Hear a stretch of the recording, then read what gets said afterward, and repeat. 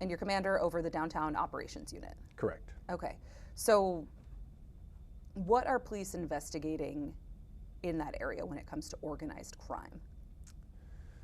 So within the area around the Human Services campus, we have a very high population of individuals that are, one, either have a serious substance use disorder, have a serious mental illness, and that creates an environment that attracts people to want to prey on those individuals that are at the lowest point in their lives. So there's a certain element out there that would like to prey on them and take advantage of those individuals.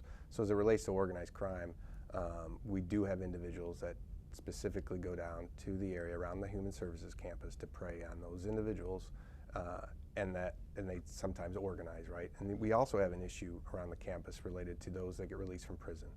So they spend time in prison, they live the life of a prisoner, which regularly turns into some sort of gang affiliation or association while you're in prison. When they get released and they have nowhere else to go, and they have no shelter, no home to go to, and they end up in the Human Services campus, they continue to live the lifestyle that they lived in prison. And that lifestyle leads to preying on those individuals that are in that state of substance use, mental illness, and they prey on them. And they do sometimes organize with each other out there to help each other prey on those individuals. How are people being taken advantage of? Well, one, just through the sale of narcotic drugs, opioids. I talked about it before. I've been a police officer for almost 28 years. I worked through the crack epidemic. I worked through the meth epidemic. I've never seen anything like this. The opioid epidemic is a whole nother level. And they're down there preying on those individuals. So whether it's selling, they can get their hands on blues, their fentanyl pills for very cheap. And then they can go down there and sell them for very cheap, but still make quite a bit of money because of the high addiction rate there is to them and the need to constantly be introducing that into your body, into your system. So these individuals that are around the campus are at a level of their substance use disorder that's higher than most other places, and they need to be fed. That addiction or that substance use disorder needs to be fed. So they're able to make money off of those individuals because the opioids are so cheap, and they're able to sell them. Even though they're able to sell them cheap within the area around the campus, they're still able to make quite a bit of money. You know this is going on. Mm-hmm. Why can't police stop it? So it's an outdoor area of drug dealing going on, right? And we're bound by the Fourth Amendment. We're bound by the Constitution, just like everybody else.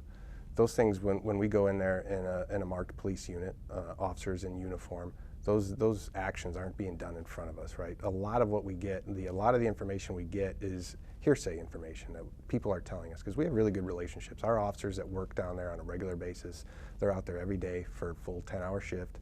They're talking with these individuals. They're trying to connect them to services at times. They have really good relationships with them. So they're not afraid to tell us, but at the same time, they don't want to go on record. They don't want to testify in court. They don't want to prosecute. So we have to do our best and find ways, and some of those ways are through investigative work by detectives outside of the shelter officers that can come down there and assist us with those investigations, which we have done recently. We've done them in the past. We do them every so often, and it involves undercover work that goes on down there, right? And we also supplement it through technology. We add cameras and try to identify those individuals that are preying through the camera video footage, because when we're there, most of those individuals will go into a tent. They won't be visible. They won't be committing the crimes, obviously, in front of a police officer. But we are doing everything we can. Again, it goes back to the issue of having a cooperative victim, a cooperative witness that's willing to go follow through with prosecution. I know we're talking about drugs, but we've also heard from talking with people down there that there is extortion going on. People are saying we've been asked to pay money or else we could face violence, arson, any sort of consequences for not paying people to stay on this city-owned sidewalk and street. How are you dealing with that? Yeah, and this goes back to the same thing, right? So we have also identified that. We have talked to those individuals. We have talked to people out there that have told us that exact story. We've documented it. We've investigated it. It goes back to, again, we can't be victims of that, right? And we can't follow through in the prosecution. We can't testify to what somebody else is telling us. So hearsay is not allowed into a court. We can't utilize that as evidence against an individual. Unless that victim, unless that witness wants to come forward and testify and actually go through that whole process, our hands have been pretty much tied related to that, enforcing that kind of crime. However, we're using every tool we can to investigate it.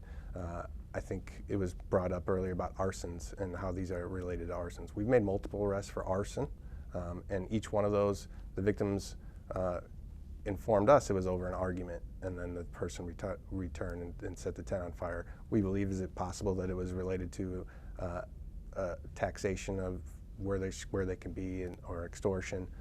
We do believe it's possible, but we have yet to get a victim to come forward and say that. And just to confirm, you have not received any actual reports of people being extorted to stay out there? So we have documentation. We have interviewed people, and we've documented it, that have said it's going on, but they didn't say they were the victim of it. So it goes under the hearsay, as you were saying before. Yes. So you know, under the crime suppression plan, I know this is a newer thing, but there are now cameras down there. How do officers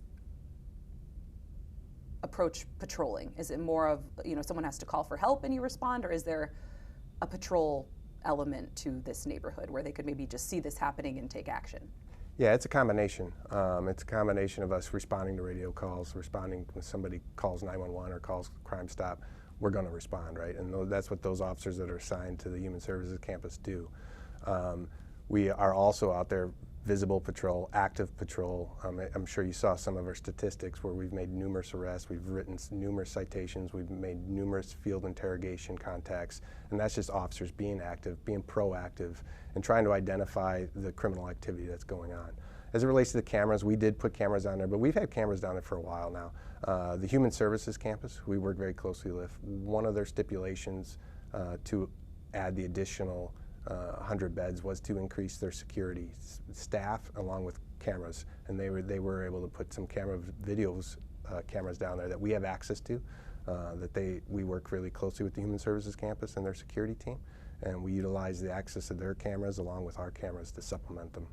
And how has that footage been helpful? It's been very helpful.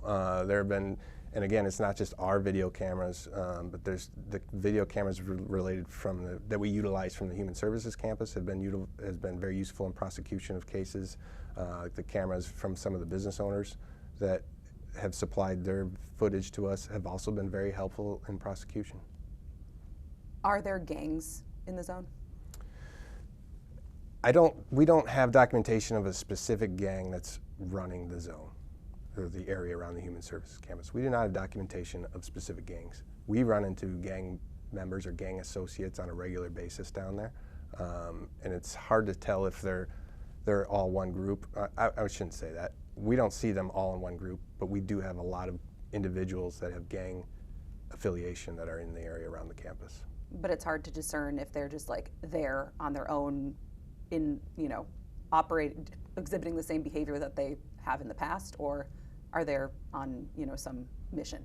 Right. So as individuals get released from prison, as we talked about earlier, and they go down there, you're getting individuals from multiple different gangs that are now getting released from prison and now are going to the area around the Human Services campus. So we've already have documentation of them being affiliated or being a member of a gang, and we're running into individuals like that in the area around the campus, but we aren't seeing them all getting together to form one solid gang. And when it comes to drugs, extortion, these stories that you hear happening, are they typically people that are also unsheltered that are doing this, or are they people that are going to that area specifically, taking advantage and then leaving? Sure, and it's a combination of both. A couple of our investigations, especially as it relates to the sale of drugs, is they're obviously being brought in from outsiders, right? And they're preying on these individuals coming in from the outside. So we definitely have people coming in from the outside that have committed crimes in the area around the campus, but it's also being committed by individuals that are unsheltered also. Why might people not want to talk about what happened to them? So, one, it goes back to the serious mental illness, goes back to the substance use disorders, and it goes back to fear, and it comes down to fear too. Some are fearful of retaliation.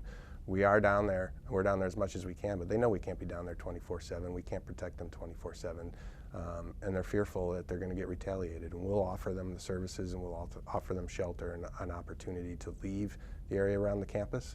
But when they're dealing with the when they're dealing with a serious substance use disorder or serious mental illness, it's hard for them to leave. So, people are in this bad environment. These things are happening. You know it's happening. You can't see it always happening. How do you help people? Yeah, we do our best to be there and just try to be present and be as active as we can to find other ways and alternative ways to prosecute these individuals that we know are committing these types of crimes. And we do that through undercover work, through the video cameras, and trying to be active. We do make a lot of arrests down there, but we do also have a lot of individuals that have the potential of committing a serious crime at any moment. So it's not the same as a typical crime issue that you get into a neighborhood or an apartment complex. You have a lot of individuals that are, again, that have a serious substance use disorder, a serious mental illness, and then you have predators. People are there. You're trying your best to help people, but there's still crimes happening. Is that a barrier for people ending their homelessness? If they're just continually being victimized, is that a barrier? I don't see that as a barrier. What I will say too is we work very closely with the Office of Homeless Solutions.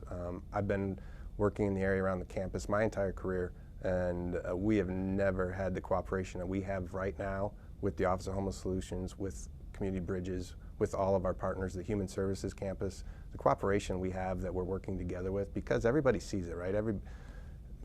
People that work down there, they're not blind. They see this, and we're doing everything we can to offer these individuals shelter, to get them off the streets.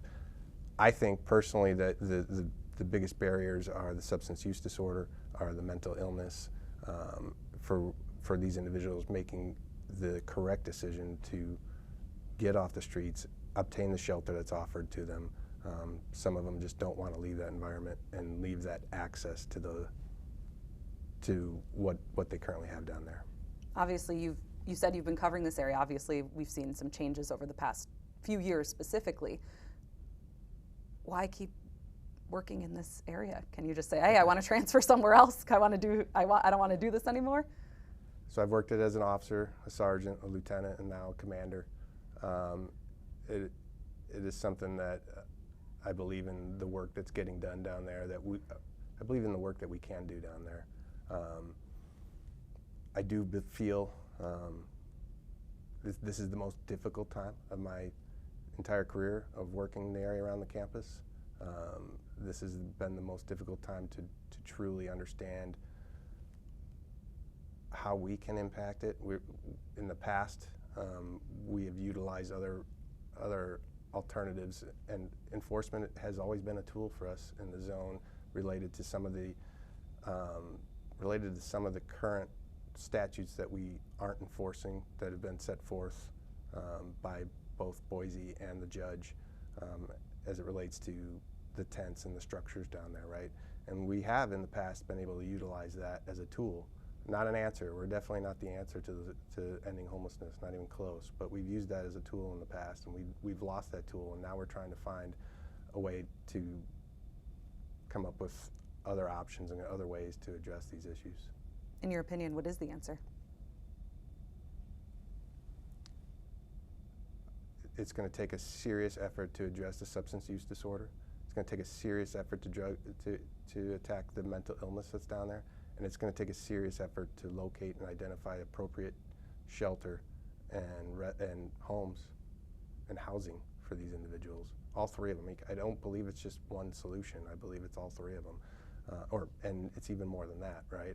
But I believe that is the answer. I don't think the police are the answer, but I do think that we can help, and that's our goal, is to be a part of the solution and work closely with all the other organizations to come up with the solution, but we're not the answer.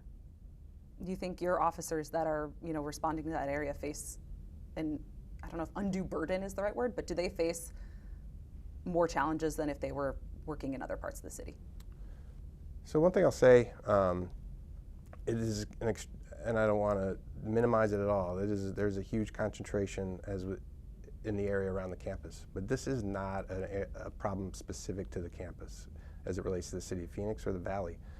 This is a problem that is a citywide problem. This is something that officers are facing no matter where they work in this city, no matter where you work on this police department.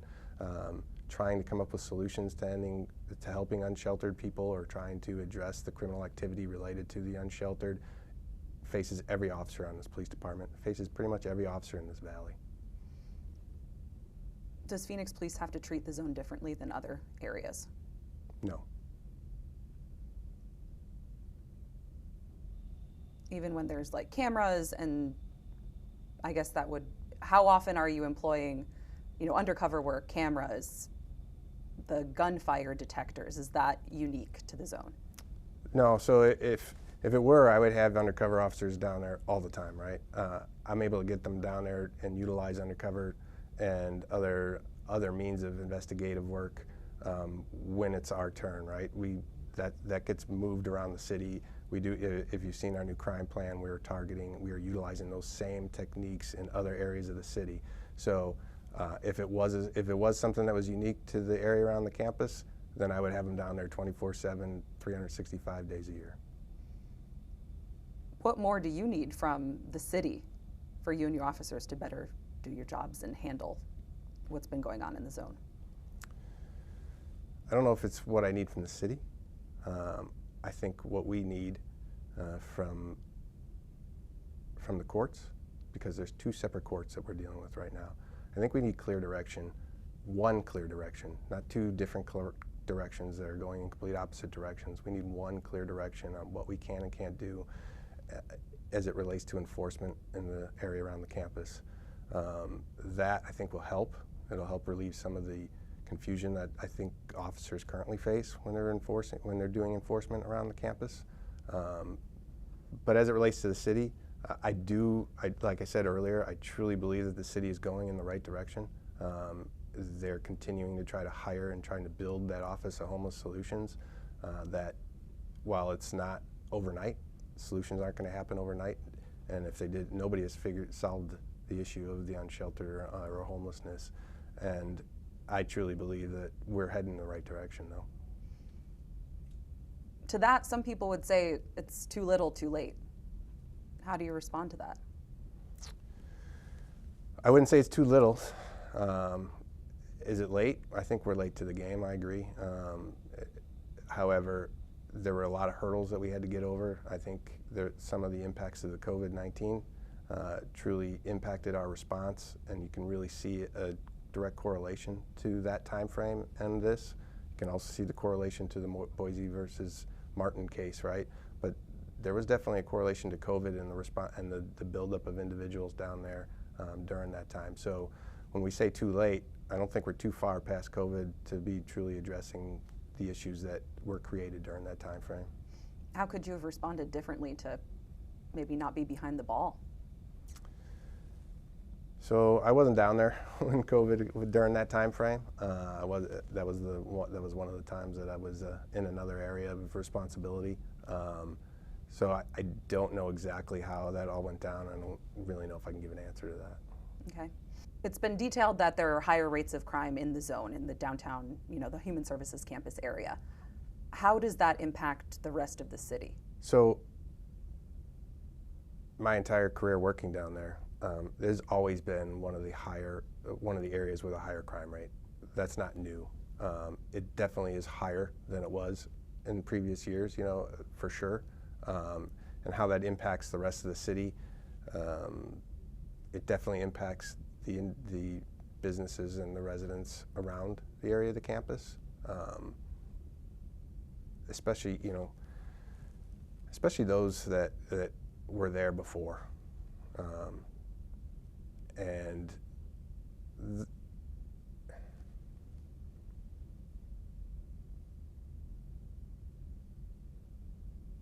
But as far as it relates to the rest of the city, I'm not sure I have a good understanding or grasp of how it impacts the rest of the city. Have police, I know you mentioned, well, in court proceedings it's been mentioned that there's more overtime applied to this area. Does responding to the zone take away from other coverage that you would otherwise have in other parts of the city? So we utilize this squad, the number of officers that we dedicate to the area around the campus has been that way for as long as I've been around. We have always dedicated officers specifically to that area and to the campus. So I don't believe it truly pulls away from other resources, because it's historically we've always done that. When we add officers on overtime to assist with to assist with crime suppression projects, that's pretty typical in other areas that have high crime rates. We utilize officers on overtime to try to address some of the issues in those areas. So I don't think it has that drastic of an impact on the rest of the city or our resources.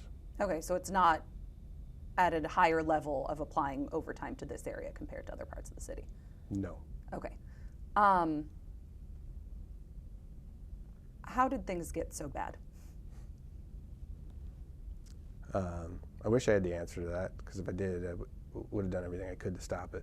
I think it was a perfect storm, whether it was the COVID-19 response, whether it was the opioid epidemic, the breakdown of our mental health system, whether it's the Martin versus Boise case, and you put all those together and you compound them, and it's created this.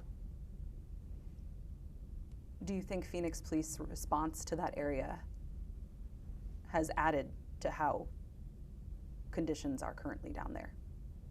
I think without the Phoenix Police being down there, the conditions would be a lot worse.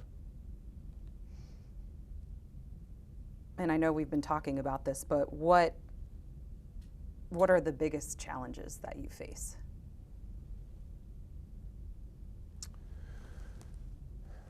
So, I think it goes back to the opioid epidemic, the serious substance use disorder issues that we have on and around the campus for that group of unsheltered. I think it's also the mental illness that we deal with on a regular basis. The challenges of having a true understanding and knowledge of what we can and can't do not as it relates to crime, right? We are down there, we're enforcing crime. You've seen the numbers. We make arrests, we make felony arrests, we make misdemeanor arrests, we write citations. But as it relates to tents and structures, I think there's definitely some confusion as it relates to two different courts that have two different opinions, or I'm sorry, that we perceive or I perceive as having two different opinions so far to this point, and one clear direction would help a lot. Has there ever been orders to stand down or not enforce things in the zone? So as it relates to, has there been orders directly from myself or above me? No. Has there been an interpretation of court rulings, or a judge's orders that have directed us not to enforce specific codes? Yes. And how difficult does that make your job? The difficult part, well, it makes it difficult as it relates to those specific codes and not being able to utilize those codes. What do you make of the frustration that property owners, neighbors, people who live in that area, have come forth and said publicly that they've been feeling for years? Yeah, I get it. I feel for them. Like I said, I've worked down there. I know them all. I've worked around them. I've worked with them. I know them. I understand their issues. I understand their concerns. I understand the plight and what they're dealing with. And have you ever had officers attacked while they're down there? We've had officers assaulted, yes. Are officers who work in that area paid more? Is there more of a hazard? Are they treated differently? No. Do you have officers that sign up to do this, or are they assigned to this area? So officers do test to become members of the Downtown Operations Unit, and knowing that when coming to the Downtown Operations Unit, they are going to be working in the area around the campus. What was interesting is we recently did a rebid of officers within the Downtown Operations Unit, where we had some senior officers that had the opportunity to go to other positions within the Downtown Operations Unit, yet they chose to stay there. They chose to stay in the area around the campus and continue the work they're doing. Why do you think that is? As difficult as the job is, and as difficult as being an officer in the area around the campus, there's also a sense of there are times where it's very fulfilling, and when everything works out the way it's supposed to work out, it's a very fulfilling position. Do you have a sense of how much overtime has been spent on the zone? So we brought in officers for crime suppression reasons, and we did utilize some overtime for that. And I'm talking about the crime suppression project.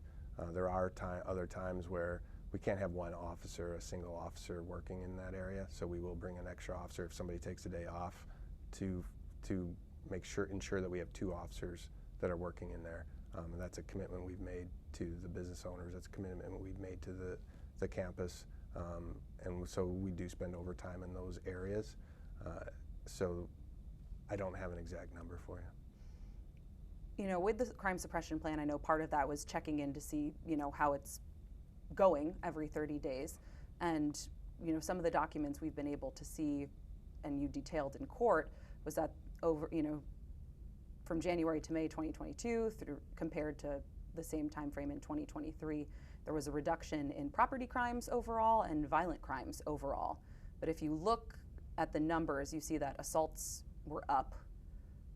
Technically, there was one more homicide than there was in 2022 detailed in that time frame. Is that misleading to say that crime is down?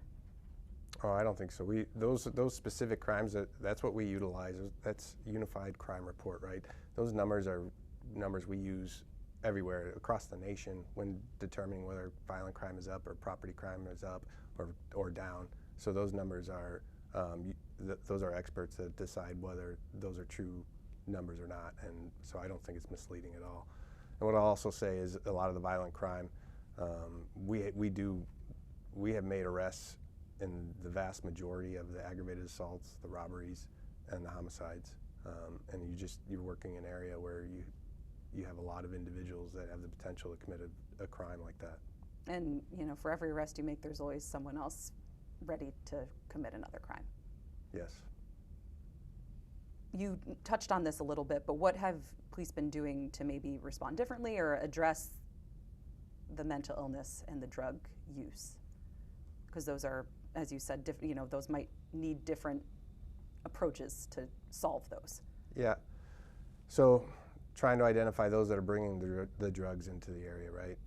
I don't think that's not in any way going to solve the substance use disorder, but if we can prevent individuals from bringing the drugs into the neighborhood and preying on those individuals, I think that's one of the keys that we focus on, and we utilize different techniques from that. Introducing technology, like we talked about, cameras and other technology that we've introduced into that neighborhood to help us address some of those crimes and that criminal activity. Those are different things that we've been doing that in the past we haven't had or haven't been able to do or bring that into it. The Phoenix Police Department as a whole has really been increasing its technology as we've gone down in staffing, and we try to supplement that staffing through other alternatives. We've done it through civilian hiring and technology. So we've added a lot of technology into the police department, and we've been utilizing that in the area around the campus. You know, you've detailed a lot of recent arrests. Are you tracking to ensure these are prosecuted, that people are maybe going to court or going wherever they need to go to get them out of that zone environment? Yeah, we do follow through and make sure that there is prosecution on it, and if there's not prosecution, which does happen, I mean, we have cases across the city, not just in the area around the campus, where there isn't follow through on the prosecution, but we follow up and make sure if there's any issues or concerns that we address that and we correct it so it doesn't happen again. And you detail, I guess that arrests would be part of this, but what are the biggest wins you've seen in that area over the past few months? I know with all the attention, it seems like it's always just bad, but has there been anything good that's happened? Yeah, what the Office of Homeless Solutions is doing with the taking it back a block by block has definitely made a difference. And I know some of those individuals have just moved, right? So an area that didn't have an encampment in the past might have an encampment and give the perception that the numbers are going up. But I can tell you firsthand, for being down there myself, for seeing the numbers that are on a weekly count that I see, that in that area of the zone, those numbers have gone down since they started their encampment cleanups. Again, I can totally understand how a business owner has somebody that's just relocated from a place that we did do a cleanup and now has a tent where you didn't have a tent before is going to say it got worse. Totally understand that and see how they would say that. But for the entire zone that we're talking about in the area around the campus, those numbers have gone down. The city says they're anticipating it'll be about 9 months for them to continue that process of going block by block. And if it's helpful to you, to police as they're doing that, is that too long when there's obviously urgent things that you guys need to tackle?